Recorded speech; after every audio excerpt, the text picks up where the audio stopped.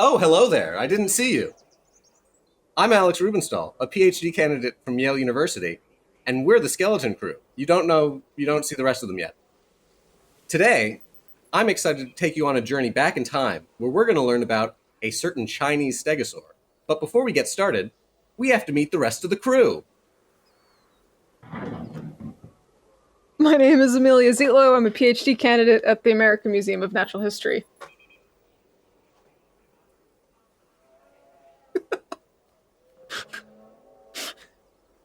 My name is Scott Johnston. I'm the vertebrate paleontology fossil preparator and technician at the Harvard University Museum of Comparative Zoology. Oh.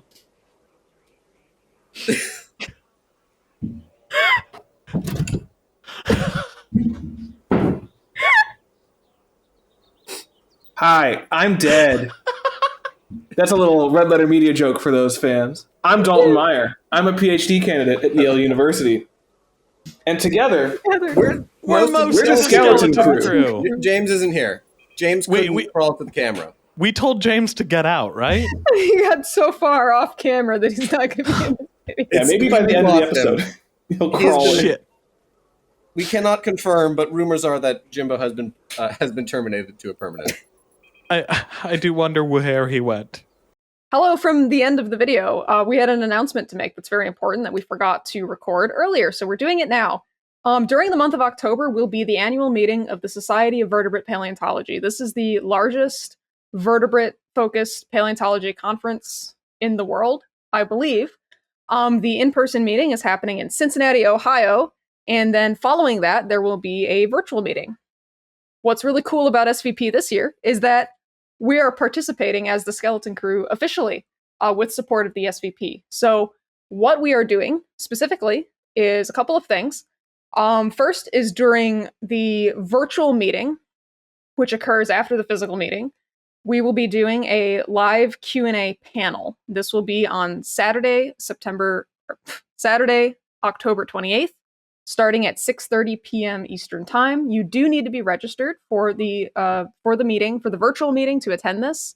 But fear not if you miss it. It will be uploaded to the SVP's YouTube channel afterwards.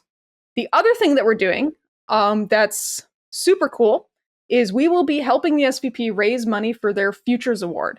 The SVP Futures Award is a scholarship for people from underrepresented groups, specifically undergraduate students.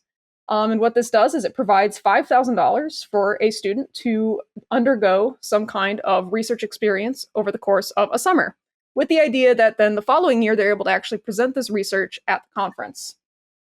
This kind of opportunity is extremely important for undergraduate students and in helping them actually apply to grad school. So if that is the career that you want to have in research, having actual research experience is helpful for that. But unfortunately, paleo is one of those fields where money is often an issue for folks. And so this award is a way for people who might not otherwise have that opportunity to get it. So to raise money for the Futures Fund, we will have another live stream happening sometime in early October. We don't have the date set quite yet. There will be this short kind of intro live stream. The charity itself, or the fundraiser itself, will be open for the entire duration of October, and I believe a little bit into November. Yes, right. So the virtual meeting then runs through November. So you'll have 2 months, which is a lot of time to donate a lot of money to the SVP Futures Award. During the virtual portion of the meeting, specifically on the very last day, we are closing this show down. We're doing another big, long live stream. We don't know how long just yet, but we know that it will be starting at 12 p.m. noon Eastern Time on Sunday, the 29th. So, and that will be accessible whether or not you are actually attending the real meeting, because we will just be hosting that on our channel as per usual. So yeah, hope to see you there. Hope to raise a lot of money for a really good cause. Thank you. And now enjoy us as we try to talk about Wuerhosaurus for an hour. We'll find out. When his camera gets back in network range in the next video, presumably. Anyway, here we all are in this organic episode that is definitely following very cleanly from the other one, and no shenanigans has happened. What shenanigans? None. There's no shenanigans on the Skeleton Crew. Never. Not allowed. We only record in order, on time. Not even a single shenanigan. Not even one. But you know what is full of shenanigans? Stegosaurs. Well, Stegosauria is being... words. Anyway, we're here to talk about a stegosaur. Yeah, we are. My favorite one in the game. Spoiler. It's a really good one. Let's take... Dalton, let's take a little peek. Sure. Are we peeking? We're peeking. Oh, look at that. No, the skeleton crew hasn't even begun to peek. Why is he in the ground? He's doing our bit! He's doing our bit! He joined us! It's the maker. It's Shai Hulud. Oh, okay, we're good. All right. Okay, that's great. That's actually... He wanted to play along. But, yeah. Also, I'm moving in my chair. I'm gonna sit He's a sand down shark. Anyway, what animal is this, Scott? now. This is Wuerhosaurus that I've been attempting to pronounce properly for the past 15 minutes and probably got it wrong. Well, to that I say woo-hoo. Indeed. We have no guidance or adult supervision.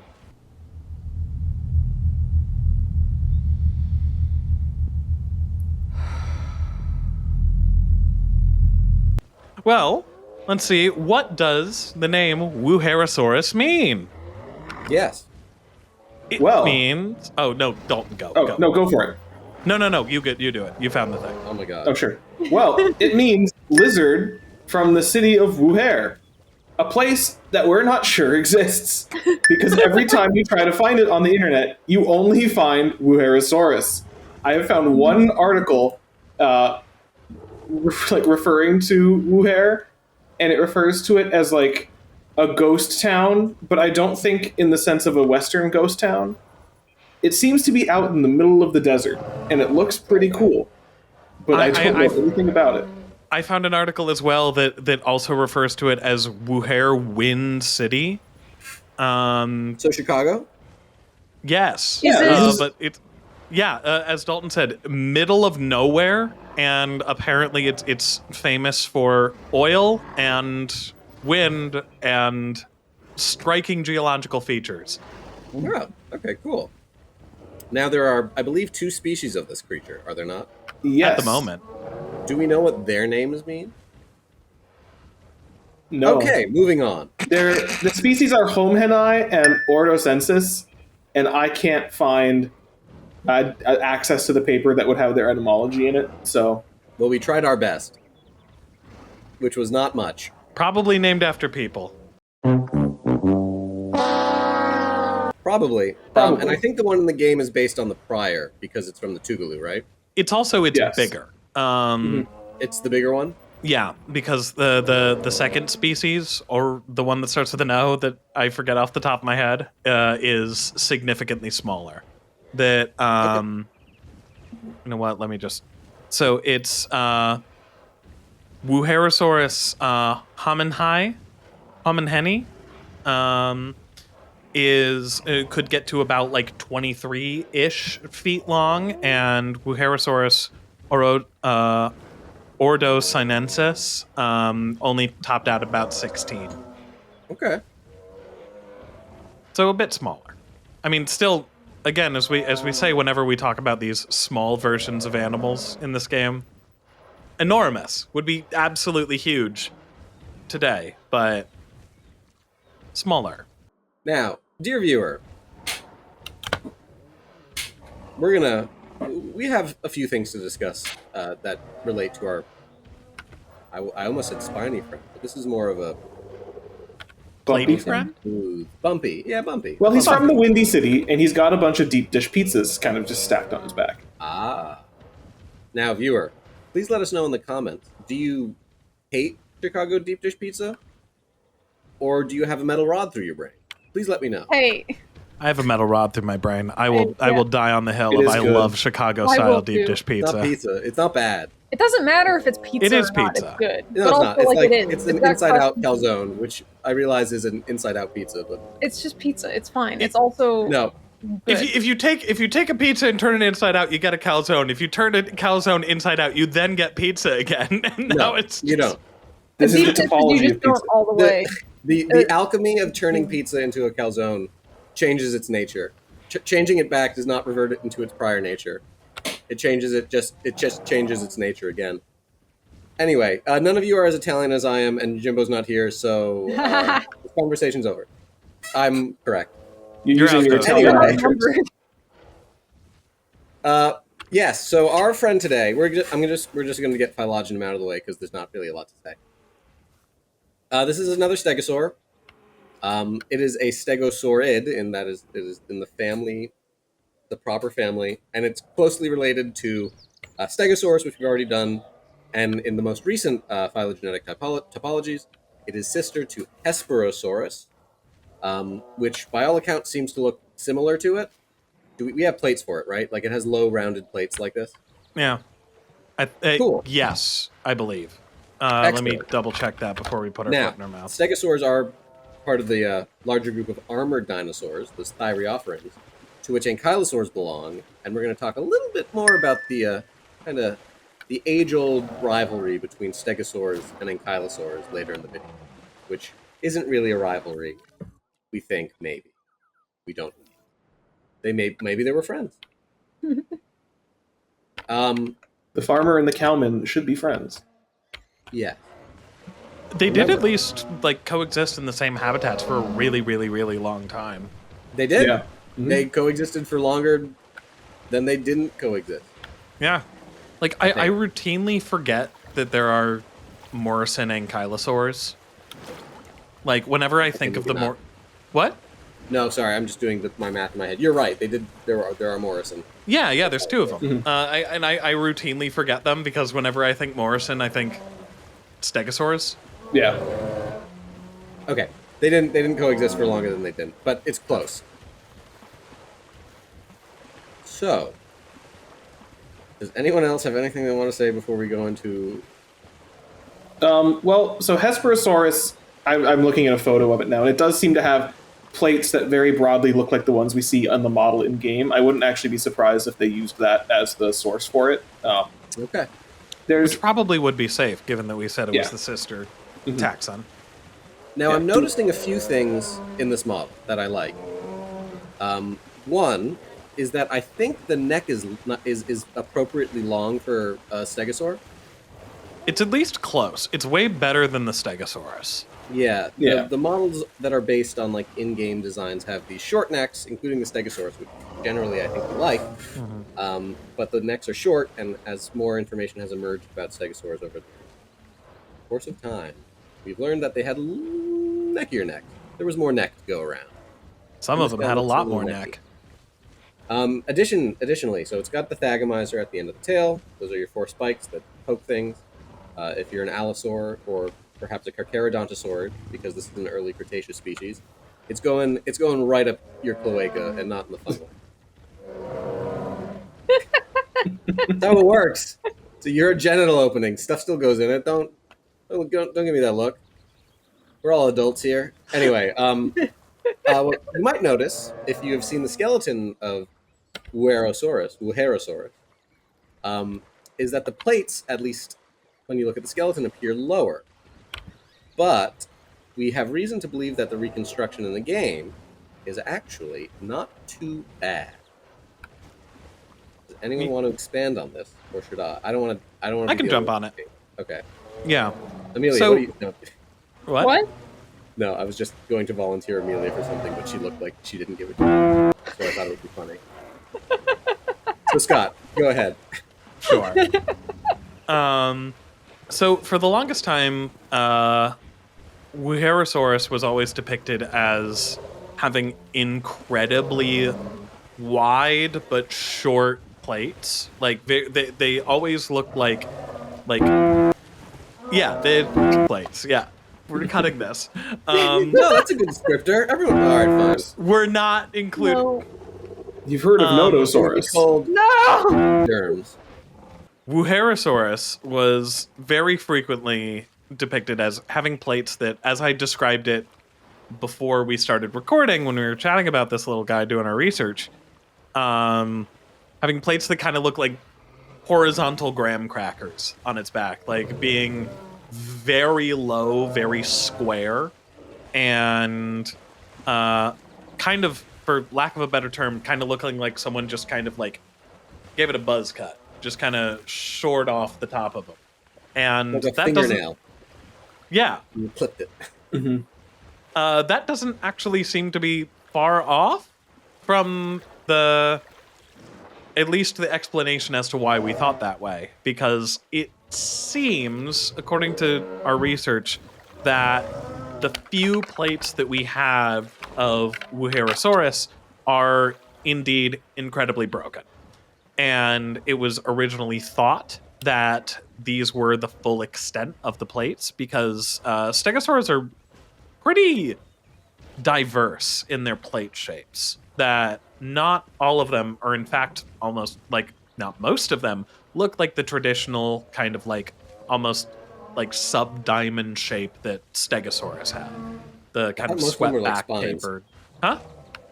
Aren't most of them like spines? A lot of them are spines, a lot of them transition to spikes, a lot of them are just very thin, like the one that we alluded to earlier, the incredibly very necky stegosaur, Maragaya, has very, very, like, almost, like spine-like plates. They kind of just look like, just little spikes coming off of it. But they're not as... They're still thin and compressed laterally. They're not like full spikes like we see on like the back of Kentrosaurus and stuff like that. Long story short, stegosaurs do a lot of weird things with their plates. So, something died. I think one of the pterosaurs. Which right. are I don't know if we've said, but these are modified osteoderms. So it's like you're taking a few of the osteoderms on an ankylosaur, and it's like the pizza dough, and you go stretch. We're really carrying this pizza metaphor on with this critter. Yes. Call him Little Caesar. They're all thin and not stupid and deep. The plates are thin. The crust isn't deep. It's like the crust itself is not necessarily it's this awful thick. scoop of tomato. Look, it's not There's just cheese, tomato. there's meat. There's meat. You know what you can do? The best thing you can do with a deep dish pizza is you can get the version of it where like the sausage is just like one huge patty across the bottom. Have you not done this? Heinous. Is that the best thing you can do? That's No. Hear me out. It's great. It's so good. Okay. It sounds horrible, but I promise it's actually really good. It's already a pie. You might as well layer it. Who cares? Awful. Disgusting. As I've been alluding to, it's been kind of difficult to actually find information on the specific morphology of Wuerhosaurus's plates. Seems to not be written about that much. So, dear viewer, if you want to take it upon yourself to do a little bit of research and find us some original sources on the old shape of Wuerhosaurus's plates and this newer, more Hesperosaurus-derived version, put it in the comments. We'd love to read it. Well, it's not like I have much to say here other than it coexisted with Sungaripterus, which I like a lot. And you can see a bunch of them mobbing the water in the background. Horrible little creatures. Yes, so what Dalton is attempting to depict here, and I think he's done a fine job. Actually, I think he could have tried a little harder. I think he did an okay job. This is the two... Hurted. This is the two good.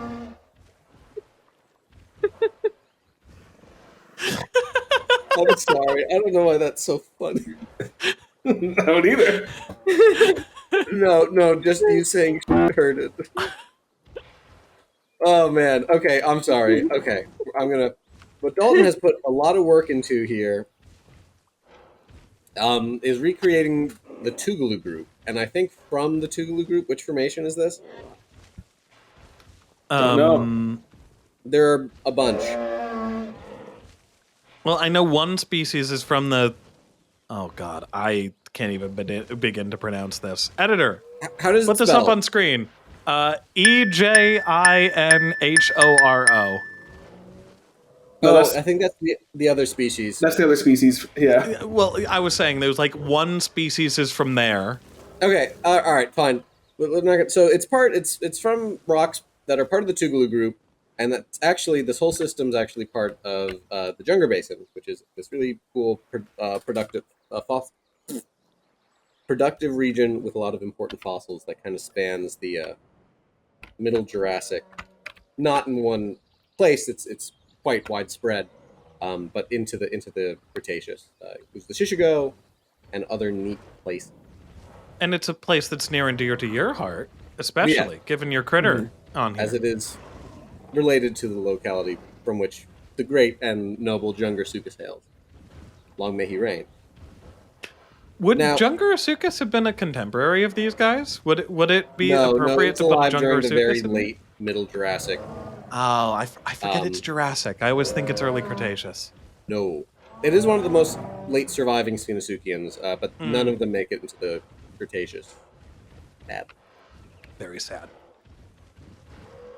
Anyway, so the paleo environment here, as Dalton has reconstructed, is lush, and it's oh my god, is this a lush fluvial environment? It sure Say it is. ain't so. For fossils? I don't It appears- believe it.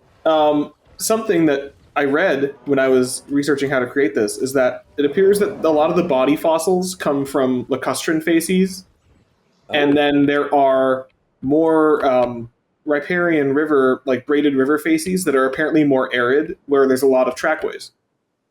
Oh, that's interesting. So we have a little lake, Yeah. but also a little river. Well, that's neat. Scott or Amelia or anyone, what kind of critters besides Sungaripterus is this dude chilling out with? Just like vibes wise, I remember seeing, it's a lake. There are a lot of fish. There's a Pseudasuchian from here, Edentasuchus, which the actual taxonomy of what Edentasuchus is kind of a mess, but it's a cool little crocodiliform because it's got like really weird teeth. It's one of these Protosuchians. The great and prolific Stegosaurus. Long may he reign. Long may he reign. It's Stegosaurus zinjangensis. Because there's also, like, approximately 200 billion species of it. Okay, thank you. Yeah, there's not much else that's crazy here. There's a couple theropods, nothing weird, or Well, there's- even that remarkable. Jeez, this is mean. There are early Alvarezsaurs from here. So before they get the really weirdly reduced forelimbs, I think there's even another species of Sungaripterid. It's not just Sungaripterus, but if you can't, Yeah, it's think of also anything to say- Noripterus. I'm sorry. Noripterus is the other one. Okay. Cool. That's I'm just going, and that's the other Zungaripterid. There's only two of them. fine. I'm going to very briefly speak about the crocodiliform, though, because it seems like it's, besides Sungaripterus and Wuerhosaurus, pretty cool. So it's called Edentasuchus. And it's noteworthy because it's one of these early crocodilians that has heterodont dentition. And we often think about heterodont dentition in things like mammals. And that's where we have different kinds of teeth through our mouth. So you have your molars, your premolars, your incisors, canines, all that jazz. When we think of reptiles, we don't usually think of heterodonty. Dinosaurs all seem to have pretty much the same. I'm sorry, theropods all have serrated blade-like teeth. Hadrosaurs have a billion of the same little teeth. That kind of stuff. But there is heterodonty within reptiles. It's actually in living crocodilians. Alligators and crocodiles have, well, mostly alligators tend to have some differentiation on the tooth row, but so do crocodiles. But Edentasuchus is super weird because it has little conical teeth in the front, and then it has multi-cusped teeth in the back of its mouth. What? 2 to 3 cusps. And cusping is usually something that we think about for mammals, Yeah, what the but it's also in some crocs. Ain't that wacky? what the hell was it doing? Why? What? I'm sending a picture to the group chat. Am I looking at the right animal? Or no? That's Edenosuchus, baby. That's disgusting. Oh, that guy! It looks like a tegu, but like it's So- got Yeah. these horrible horizontal molar things. Yeah, and it's got that nice Protosuchian notch. Yeah. There's something very similar to it, which is not actually named. It's in my paper. It's called Gomphosuchus. And there's also some very interesting kind of tooth anatomy there. But it's you know, mammals are around at this point. They're probably pretty diverse. But even so, there are, you know, little crocs that are, you know, apparently doing something similar, probably herbivorous, like Wait, so- some early mammals are. Was it doing the mammal thing where its teeth were articulating with each other as well? Or Now that I'm not totally sure, but if it's cusp like that, I kind of think so. There are It some seems yes. there are Notosuchians that I think have occlusion like that. I That's don't remember so which off the weird. top of my head. Anyway, so yes, early crocodiliforms. These are things a little more croc-like than Jungersuchus. So things like Protosuchus, Edenosuchus, Zosuchus. They kind of converge on small mammals in some interesting ways. They appear that some of them are herbivorous, some of them have cusp teeth. As crocodilians go on to evolve, they'll actually evolve a secondary bony palate, which mammals will do, but for different reasons. It seems that hard bony palate is important in suckling in mammals. And crocs, we're not totally sure what's going on.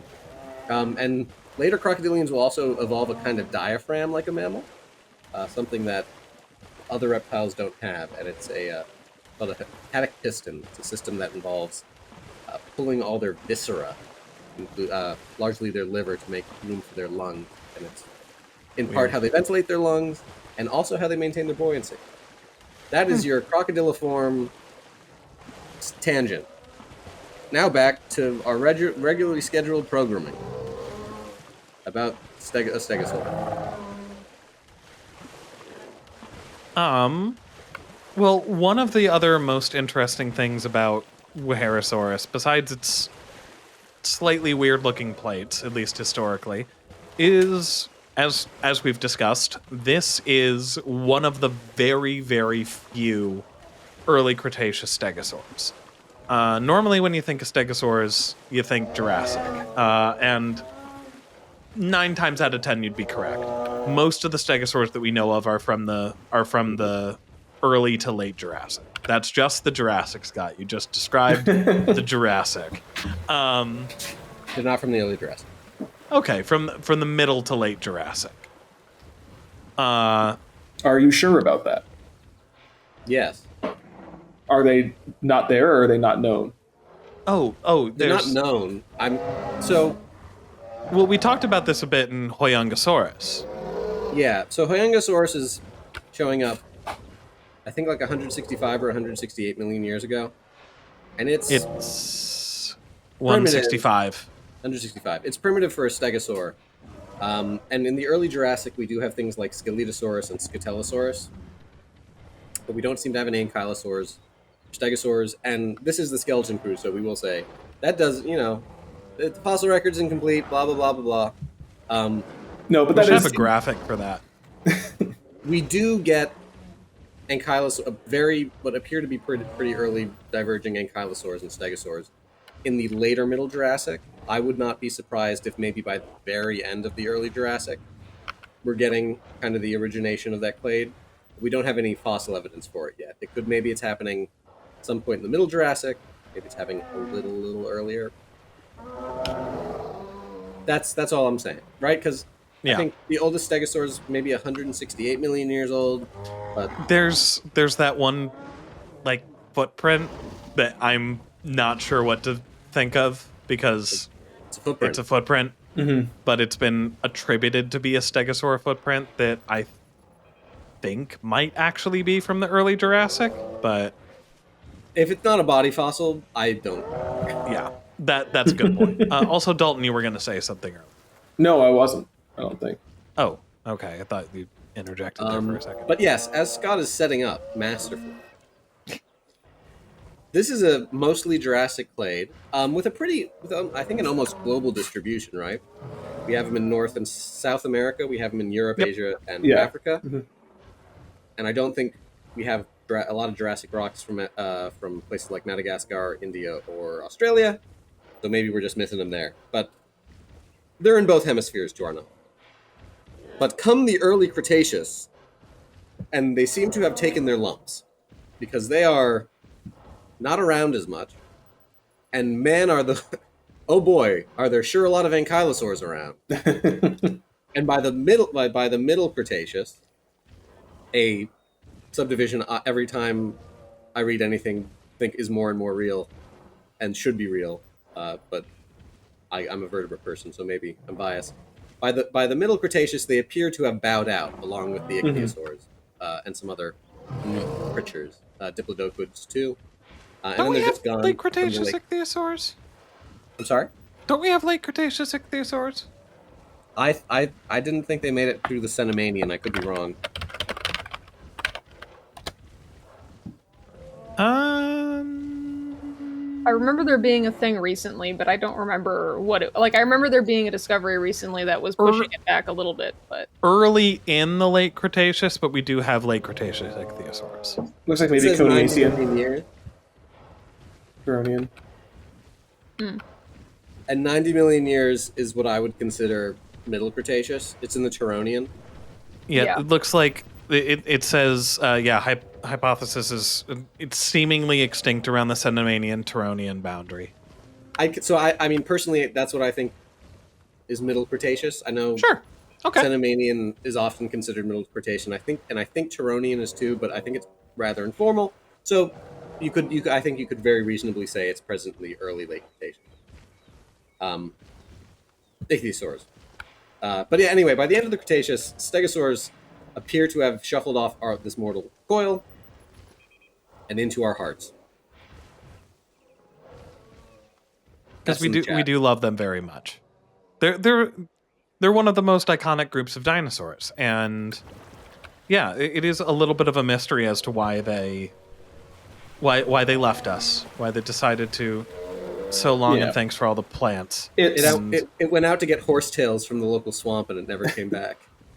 If you consider Thyreophora as a total group, it's another one of what Jacques would call an evolutionary relay, in which it seems that one group at the origin of the clade, when you split off into stegosaurs and ankylosaurs, that one group has the lion's share of diversity, and then they fade out, and that other group seems to become more diverse. The story is likely more complex than that, but this is what we can get from the data at hand. Right. And it might be tempting to say that, like, to look at that and basically make the inference that ankylosaurs outcompeted stegosaurs, and we can't really say that. No. Because they also coexisted for so long. Yeah, for at least like 40, 50 million years. Yeah. Because we do have middle and late Jurassic ankylosaurs. And the record, I mean, frankly, the record of Jurassic ankylosaurs and stegosaurs are both pretty poor. They're relatively rare in their respective environments, but the record for Jurassic stegosaurs is better. But yeah, I think what Dalton described is a pretty, well, perhaps not as complex as the real situation, a fairly elegant summarization. Because yeah, it seems, ankylosaurs step up to the plate, and even within the ankylosaurs, you can kind of see this where they seem to be early on kind of dominated by what would be traditionally considered nodosaurid. From the early to mid Cretaceous, and then by the late Cretaceous, there are still nodosaurs around, but you have spectacular diversity of ankylosaurs. Anyway, so they coexist in the Cretaceous. They're declining, but as evidenced by Wuerhosaurus or Wuerhosaurus. I'm going to say it wrong a lot. I'm doing my best. They're stragglers, and there are even stegosaurs a little later than this one. This is from like 130 million years ago, which is actually pretty interesting because it's a little earlier than a lot of the early Cretaceous stuff we have. And this environment itself is pretty interesting. Like we said earlier, there's this early Alvarezsaur, some cool pterosaurs, but yes. So, dear viewer, it's important to consider if there were a population of late surviving stegosaurs like this that lived in a mountain somewhere, possibly up to the impact, we would have They no were idea. upland animals. Exactly, upland animals. Well, have we considered that they were living in the abyss? Maybe they're deep sea. Yes, exactly. They've evolved gills. They're down there with Jason Statham. Yes. I mean, they're equalizing the pressure in their sinuses. Yeah. Dalton That's explained the- that to me, and I have to see. I gotta watch this fucking movie. Hey, everybody. I'm not sure. It's looking towards like we're not actually going to make a video on it. Go watch the Meg 2. See this movie. See this It's movie. so dumb. There's a man that would have survived the Titanic submarine implosion just because He's built different. He's built different. It is one of the most genuinely. It's some of the most fun I've had at a theater in a hot minute. It's a blast. Go see it. None of it makes any sense, and it's the better for it.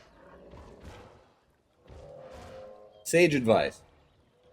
Yeah, and Scott kind of mentioned, and I think it's important that often, and kind of more in some of the more classic historical literature, these hypotheses of competition are often invoked. That X clade declines because it's being outcompeted by Y clade, which has important innovation to dunk on it, so to speak. And this is a little bit reflective of a lot of the ideas of ecology that were present at the time, which is this very, unfortunate vibe with the mortal and final competition of species, we'll say, for dominance and decline and such. But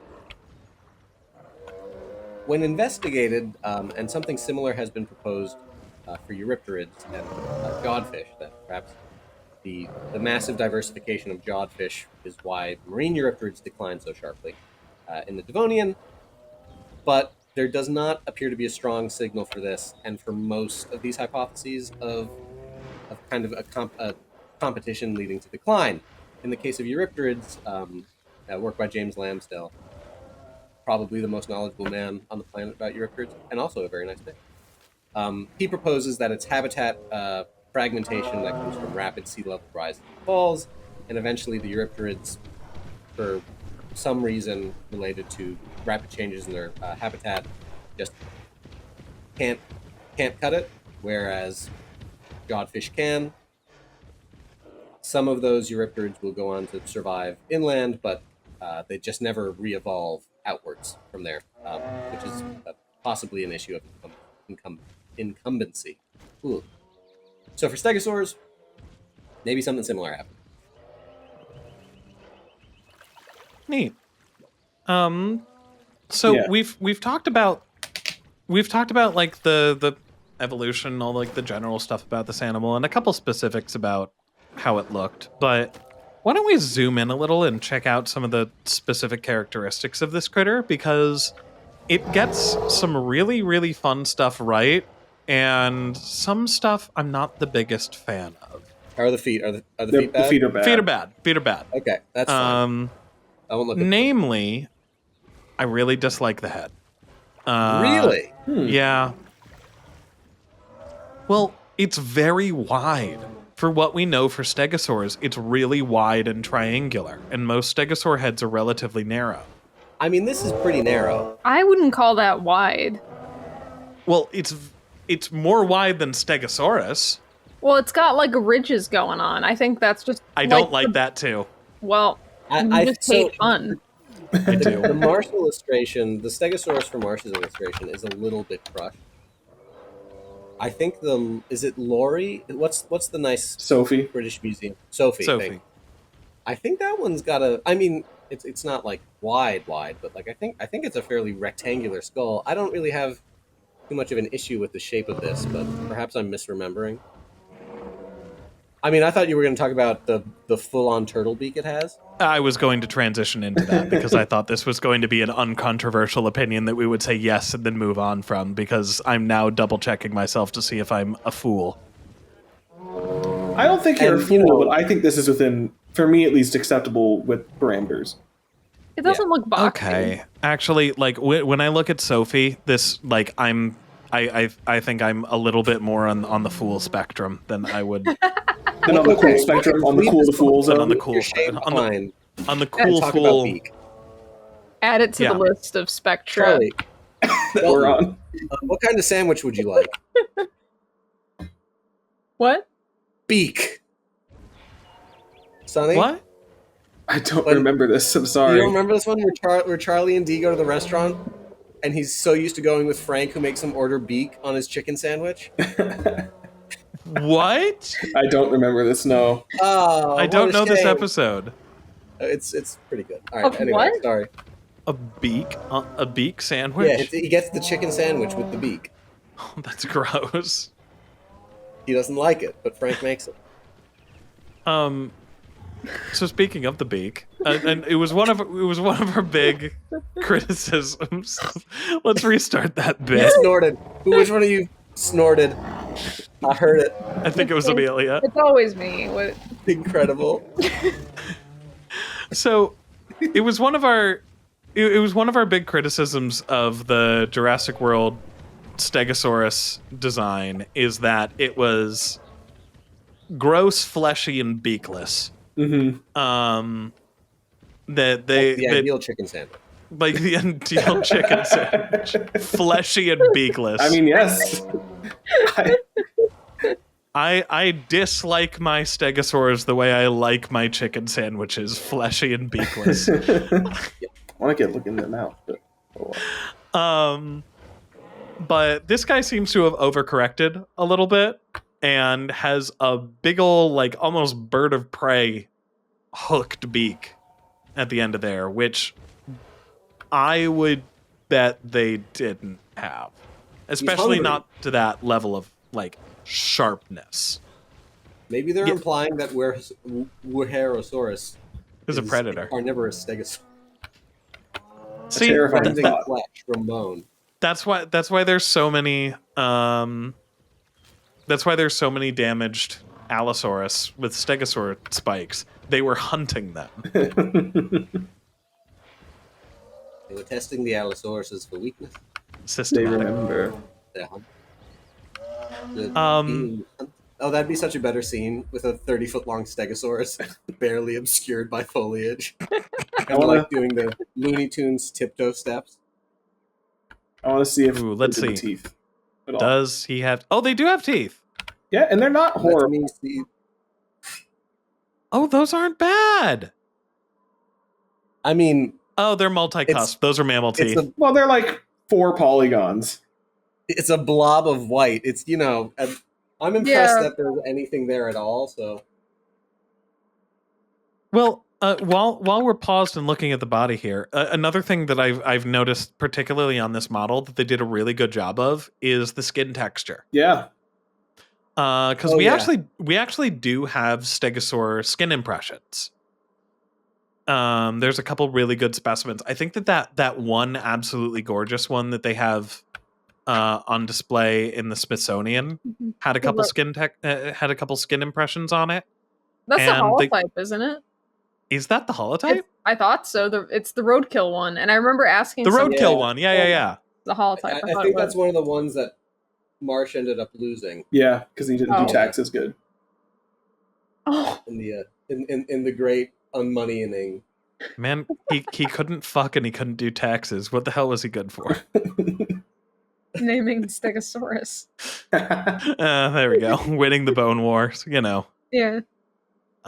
Actually, no, I actually don't think it is the holotype that actually has the skin impressions. It's a different one. Okay. Looking at the illustration, they just look superficially similar. Yeah, no, because the roadkill one, the holotype, has the neck armor. Which I'm wondering if they actually gave this one because it has an expanded kind of like Yeah. throat area. They don't have it like externally represented, but I actually wouldn't be surprised if those osteoderms on the neck were not visible through the skin. Mm-hmm. Mm-hmm. Mhm. It's honestly, and this we haven't talked about it yet, and I think it looks like at least partially these plates are kind of Are they enveloped in the skin? No. Almost. Okay, never mind. They I think it's almost the look ones like on it. the I think it's back, the. on the tail. They look like they're almost fleshy, but maybe I'm just seeing them I different. think you're just seeing things a little bit. I think it's also they have like a really kind of like gradual kind of like like it's not. Let me restart that sentence. The plates on this model of Wuerhosaurus don't look as, and I mean this with love, like glued on as all of the ones on Stegosaurus do. Pretty much all the time, where they essentially just look like Doritos that someone just stuck on that thing's back. That this one has a little bit more of like skin moving into it and kind of swooping up onto it, which honestly I think just looks reasonable and probably more or less how it would have looked a little bit better. Mm-hmm.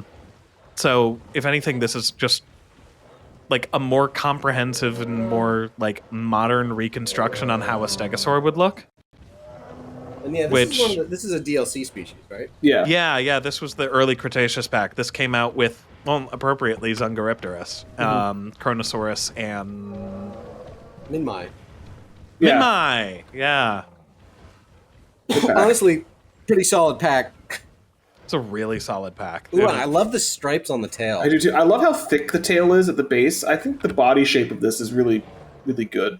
Stellar. It has some of my favorite patterns as well. Like there are some of the skin patterns give like absolutely beautiful like bright highlights on the plates and stuff while still having like distinctive like striping on the tail. There's one of the patterns I really like that has white stripes on the plates, which I think is just gorgeous. Ooh.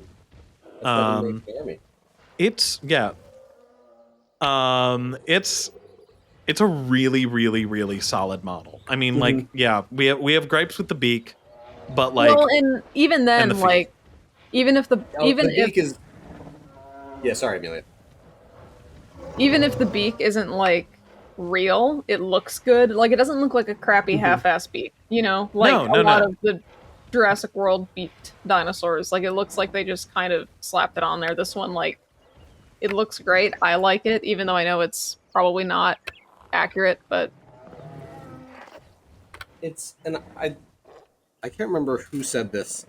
I think maybe Dalton said it. If it's wise, it probably was me.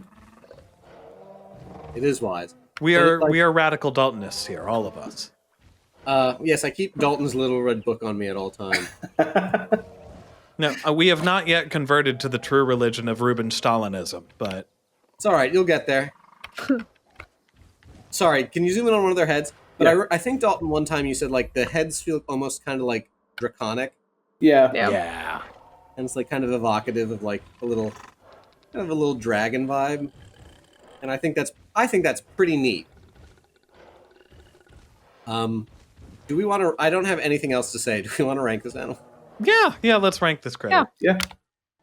okay, yeah, so I guess I go first. I have no complaints about this at all, because unlike you weirdos, I don't look at the feet at all, so the fact that they're wrong doesn't bother me. And the rest of it looks lovely. And the colors are great, and just everything about it. It looks really cuddly with like the round plates. I don't know. I like it. It's an S for me. Even though James didn't hear his cue, so he's still waiting patiently below his desk to pop up and introduce himself. He did actually tell us before we started recording that he thinks that this is an A-tier design, and echoed the sentiments about the beak being a little weird. But other than that, and for me, I'll say that I think I might go so far as to say that this is an S. I absolutely love this thing. It has one of my favorite little idle animations in the game that I'm sad we didn't really get to see that much because apparently it's relatively rare. But I think we can actually do it in the species viewer. It's like the standing idle animation. I think I saw it do it where like sticks one leg up and kind of stretches. It does a big ol' stretch. No, it's the standing. It's above that. It does big stretch. I didn't see that. Look at this. Yeah. And then it just Oh my look at that. That's so good. It makes me so happy. I have a question. Does James know it does big stretch? I don't know, but he's missing out. No, I know. I'm gonna let him know in case that changes his opinion. Man, it's such a good animation. It's tremendously good. Big stretch. Big. That Me whenever almost gets it in H tier from me. That's so cute. Me whenever I'm watching Wuerhosaurus in this game or listening to a conservative make an argument. Ooh, big stretch. Yeah, I put this thing in S tier. It is, S tier bordering on H tier. It is absolutely delightful, and it makes me so happy. I love the sounds it makes. Mhm. Color patterns are gorgeous. Like the only criticisms I have with this are criticisms that we have of most of the dinosaurs in the game. Feet are wrong. The beak's weird, but like, whatever. I don't care. It's beautiful, and I love him with my whole heart. And I love that I can put him with the other weirdo that is Zungaripterus. Yeah, I mean, I said it early in the video that this is my favorite of the stegosaurs, and this is an S tier for me, ladies and gents. This is just a good creature, and I'm sure Jimbo will be thrilled to find out that he's probably going to be the most critical of this video because he's very upset that he's not the most critical. Because he's a little negative guy who can't defend himself because he's not here. It's the best time to beat up on your friends where they're defenseless and not even present. What say thee, Dalton? I say when we got into the species viewer, I was kind of leaning towards A. I want it to be higher than Stegosaurus. It's better. I like it more than Stegosaurus. But if we were just going purely on like a wire mesh of this thing, like anatomy only, I would probably give it an A. Because I like it, but I have like a couple of minor gripes. The color patterns, the social animation, this big stretch, and the sounds all push it over the edge into S tier for me. Again, probably with the big stretch bordering on H tier. And Scott, thank you for framing it in that like most of the gripes I have with this animal are not unique to Wuerhosaurus. It's a systemic issue. So yeah, this is an S tier.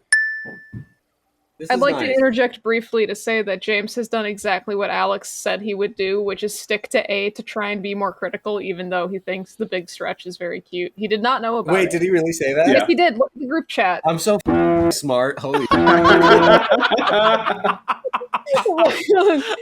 Okay. With that, I'm watching your stream. Officially, Wuerhosaurus, which is also alphabetically the last dinosaur in the whole game, gets... No, it's not. Yeah, it is. We had Tyrannus, but we've already ranked it. Oh. Yeah, never mind. That's a good point. On the list is the last. On this list. Gets officially put in S tier. Woohoo! Woo! Look at this. People say we're mean and critical, but this is a tier list that kind of reflects, I think, a generous spirit. We are benevolent paleontology gods. Yes.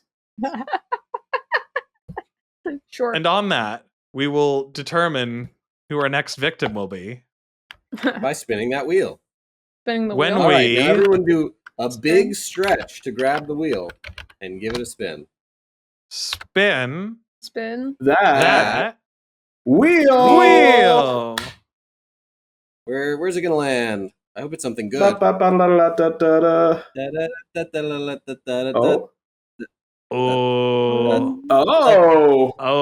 gonna be classic. fun. It's a Jurassic Park classic. Cool. Well, I guess. It's patron All time. right. Well, thanks for watching our little video. This is probably going to be our shortest video ever. When you remove what member of the crew, the videos get shorter. Weird how that happens. Well, most of the members. I don't think they change when I'm on. Good point. That doesn't reflect anything. Don't look into that, interrogate, or think about that too hard. At all. Don't worry about it. Take it out of your mind. What you should put into your mind instead is subscribing to our channel, hitting that like button, and writing a comment on the video. That all helps us in the YouTube algorithm, and we really love to see the comments and engage with the community. We do. If you're going to comment, do make it funny, though. Like, don't just be like, comment for the algorithm, because that's lame. Do that if you want. Do that too, because it does actually help us. Do not listen to Alex. This actually does help us. I know it helped, but like it doesn't help me laugh. Tell us a joke. Tell us a joke in the comments. Spin us a yarn. Make up a story about a time you were at sea and you saw some weird thing. A goof, a It doesn't have gaff. to be true. We love all our patrons equally, which is why they are all featured in the credits that are rolling at this point in the video. Look at them go. But we do shout out verbally our patrons that are at the Gorgosaurus tier and higher. And if you're interested in our Patreon and you want to join the Skeleton Crew community in that way, there's a link in the description that'll take you there. There are a number of different tiers that you can subscribe at. They all grant access to the Skeleton Crew Discord, which is an excellent and growing community that we're all having a lot of fun with. And as I said, you'll be featured in the credits. And if you donate at the Gorgosaurus tier or higher, you're going to get a shout out like Benjamin Seepser, nickname 3110, Philip Fico, Andrew Niddle, Dan O'Kyrus, Florida Man, King Zasu, Max Ironpaw, Riley Shiro, and Wheat. Those are our patrons at the time of recording this video. If that changes in between when we record it and we're released, we're sorry that we missed you. And you'll be featured in the next one. Alrighty, so a reminder again before we wrap that we will be a part of SVP this year. We will be doing a short live stream to kind of kick things off in early October. We don't have a date set on that yet, but it will be happening. And during the entirety of the meeting and these live streams, we'll be raising money for the SVP Futures Award, which gives money to people from underrepresented groups to do research projects as undergraduates, which is very important for getting into grad school. So we'll be fundraising for the entirety of October, basically, and I think a little bit into November. Kicking it off with the short live stream and then doing the full longer live stream at the very end of the meeting, of the virtual meeting on Sunday the 29th, starting at noon Eastern. And the night before that, if you're actually registered for the virtual meeting itself, we will be doing a Q&A panel as a part of that from 6:30 p.m. Eastern onwards. We're excited to see you there. Oh, yeah. Yeah. Absolutely. Come watch and participate in the live stream. Donate Ask money to the questions. Futures Fund. Receive answers. And if you enjoyed our last live stream, prepare for more shenanigans with yet more friends. Indeed. And maybe Warzone will work. And maybe Warzone will work this time. It's all We're right. still gonna win. I can do another incredible live stream dub. Almost 100%. certainly, I won't completely waffle it and embarrass myself. Bye. Thanks for watching. See ya. Bye-bye. Bye-bye. Thanks for watching. Notosaurus's plates were very frequently the phrase I used when we were chatting about this before we started recording. They look like they just had graham crackers sticking on their. What? Sorry, Scott, you said Notosaurus's plates. Because I think you carried it over from the Notosaurus joke. His brain is poisoned by sinful indulgence. Well, now I'm we gonna have do that an again. intro. Sorry, dear viewers.